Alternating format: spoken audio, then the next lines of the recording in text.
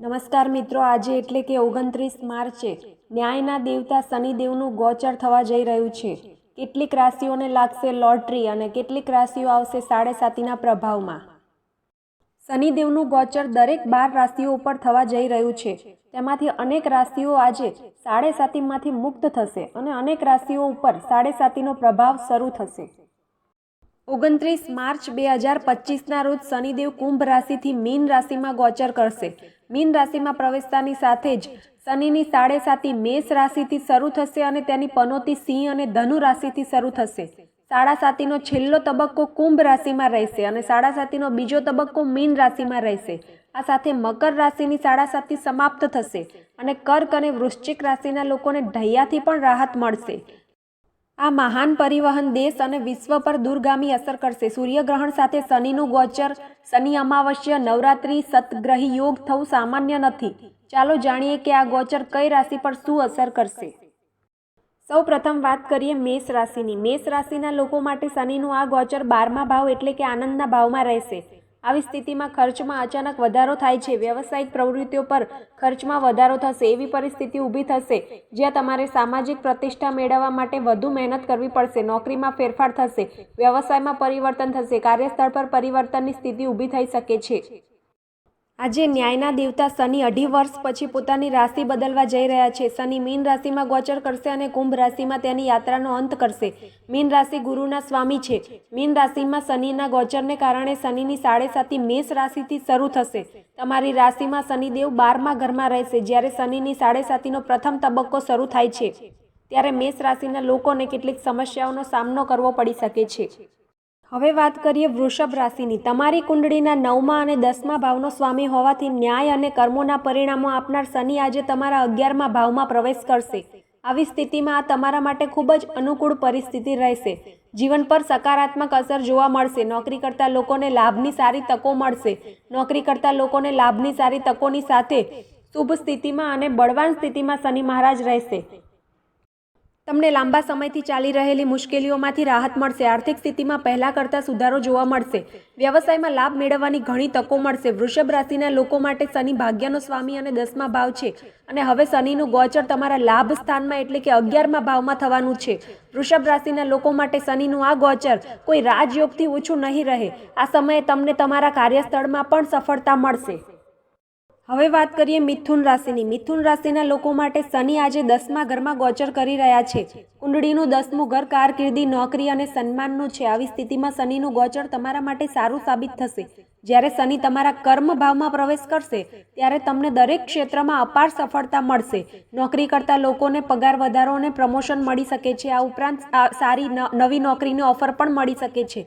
અહીંથી તમારા 4થા ભાવ પર શનિની 7મી દ્રષ્ટિ પડવાથી રિયલ એસ્ટેટમાં સારી તકો મળવાની શક્યતા છે। મિથુન રાશિના લોકો માટે શનિ 8મા ભાવ અને ભાગ્ય સ્થાનનો સ્વામી છે અને હવે શનિનું ગોચર તમારા 10મા ભાવમાં થવાનું છે।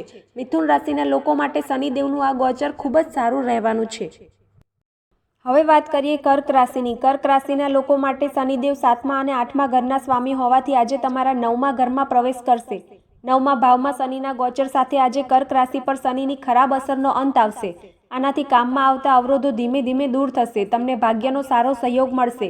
લાંબી યાત્રાઓ શરૂ થશે। શનિની 3જી દ્રષ્ટિ આવકના ઘરમાં હોવાથી તમને વધારાના અને અચાનક પૈસા મળવાની સારી શક્યતાઓ છે। નફાની સંભાવના સારી દેખાય છે। કર્ક રાશિના લોકો માટે શનિ અશુભ છે કારણ કે તે 7મા અને 8મા ઘરનો સ્વામી છે અને હવે શનિનું ગોચર તમારા 9મા ઘરમાં થઈ ગયું છે તો તમારી દરેક ઈચ્છાઓ પૂર્ણ થશે। તમને મુસાફરી કરવાની તક મળશે। તમારો સંદેશા વ્યવહાર સારો રહેશે। તમને નવી નોકરી પણ મળી શકે છે। હવે વાત કરીએ સિંહ રાશિની। સિંહ રાશિનો સ્વામી ગ્રહ સૂર્ય છે અને શનિ 6ઠા અને 7મા ભાવનો સ્વામી હોવાથી આજે તમારા 8મા ભાવમાં પ્રવેશ કરશે। શનિની રાશિ પરિવર્તન સાથે સિંહ રાશિની શનિની ઢૈયા શરૂ થવાની છે। શનિ તમારા 8મા ભાવમાં રહેવા છતાં સૂર્ય સાથે દુશ્મનાવટમાં રહેશે। આવી સ્થિતિમાં તમારે સાવચેત રહેવું પડશે। કોઈ પણ નવું કાર્ય ખૂબ જ વિચારપૂર્વક કરવું પડશે। આર્થિક નુકસાનની પણ શક્યતા રહેશે અને હવે શનિનું ગોચર તમારા 8મા ઘરમાં હોવાથી તમને ગુસ્સો પણ વધારે આવી શકે છે। તમારા પર દેવું વધી શકે છે અને કોઈ પણ બીમારી તમને પરેશાન કરી શકે છે। હવે વાત કરીએ છઠ્ઠા નંબરની રાશિ કન્યા રાશિ વિશે. કન્યા રાશિના લોકો માટે શનિ 5મા અને છઠ્ઠા ઘરનો સ્વામી છે અને આજે મીન રાશિમાં શનિના ગોચરને કારણે તે તમારા 7મા ઘરમાં રહેશે. 7મું ઘર ભાગીદારી અને લગ્ન જીવન સાથે સંબંધિત છે. શનિના ગોચર સાથે તમારા કાર્ય સંબંધિત અવરોધો દૂર થશે. લગ્ન જીવન સુખી રહેશે. તે જ સમયે તમારા જીવનસાથી તરફથી સંપૂર્ણ સહયોગ મળશે. કન્યા રાશિના લોકો માટે શનિ 5મા અને છઠ્ઠા ઘરનો સ્વામી છે અને હવે શનિનું ગોચર તમારા 7મા ઘરમાં હોવાથી જે લોકો લગ્ન નથી કરી રહ્યા તેઓ લગ્ન કરી શકે છે. આ ઉપરાંત તમે કોઈ નવું કાર્ય પણ શરૂ કરી શકો છો. તમારા દરેક અટકેલા કામ લાંબા સમયથી જે અટકેલા હતા તે પણ પૂર્ણ થશે. હવે વાત કરીએ તુલા રાશિની. તુલા રાશિના લોકો માટે શનિ 4થા અને 5મા ઘરનો સ્વામી હોવાથી આજે તમારા છઠ્ઠા ઘરમાં ગોચર કરી રહ્યો છે. વૈદિક જ્યોતિષ અનુસાર છઠ્ઠા ભાવને શનિના ગોચર માટે ખૂબ જ શુભ માનવામાં આવે છે. છઠ્ઠા ભાવમાં શનિના ગોચરને કારણે તમે તમારા શત્રુઓ અને વિરોધીઓ પર પ્રભુત્વ મેળવશો. કાર્યસ્થળ પર તમે તમારું વર્ચસ્વ જાળવી રાખશો. નોકરી કરતા લોકો માટે આવકમાં વધારો અને નોકરીમાં પ્રમોશનની શક્યતા છે. તુલા રાશિના લોકો માટે શનિ 4થા અને 5મા ઘરના સ્વામી છે. તેથી તમારા બાળક અને માતાને લઈને તમારા મનમાં મુશ્કેલીઓ થોડી રહેશે. જોકે તમને નવી નોકરી પણ મળી શકે છે. હવે વાત કરીએ વૃશ્ચિક રાશિની. શનિ તમારા 5મા ભાવમાં ગોચર કરશે. તમારા માટે 3જા અને 4થા ઘરનો સ્વામી હોવાને કારણે શનિ 7મા 11મા અને બીજા ઘર પર દ્રષ્ટિ રાખશે. 5મો શનિ તમારી રાશિના સ્વામી મંગળદેવ સાથે શત્રુતામાં રહેશે. આવી સ્થિતિમાં તમારા કામમાં અવરોધો આવશે. ઘણા પ્રયત્નોથી તમને તમારા કાર્યમાં સફળતા મળશે. નાણાકીય નુકસાનની શક્યતા વધારે રહેશે. તમારા કેટલાક જૂના બાકી રહેલા કામ પૂર્ણ થઈ શકે છે. મિલકતથી લાભ થશે.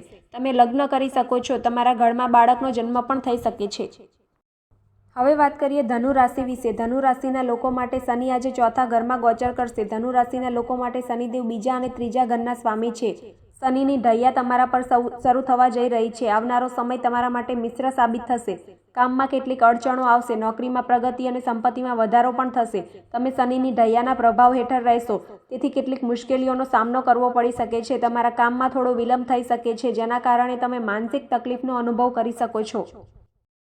હવે વાત કરીએ મકર રાશિ વિશે. મીન રાશિમાં શનિના ગોચર સાથે મકર રાશિના લોકો પર શનિની 7.5નો અંત આવશે. શનિના ગોચરને કારણે તે તમારા 3જા ભાવમાં હશે અને અહીં શનિ સારા પરિણામ આપે છે.